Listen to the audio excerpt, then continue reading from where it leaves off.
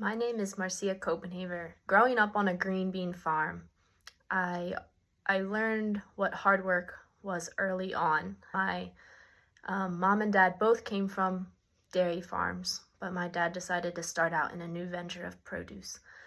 And from that experience, I learned how markets are changing and shifting and how much innovation it takes to be a farmer.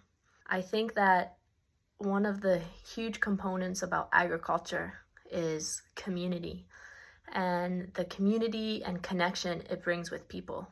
I've come to really realize this uniqueness of how growing things and land and soil brings people together when I was able to travel to places that were outside of my culture, places like China and Bhutan, where I got to see agriculture being practiced in different capacities. I had one opportunity to be in China long enough to develop a relationship with a family, um, and actually, it was a whole village relationship.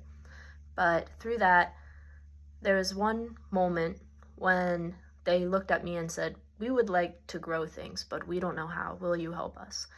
And we had the joy of growing potatoes and some apple trees and different things that we were trying out, and that just brought to life a different side of agriculture that I've seen, and just the aspect that it can really change lives. One thing special about agriculture and the community around it is the locality of it.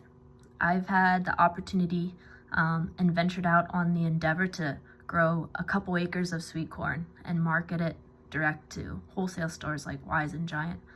And through that experience, I was able to see it bringing people together and definitely making those connection points. One really cool thing about keeping things local is to use the connections around you and resources to make things more sustainable.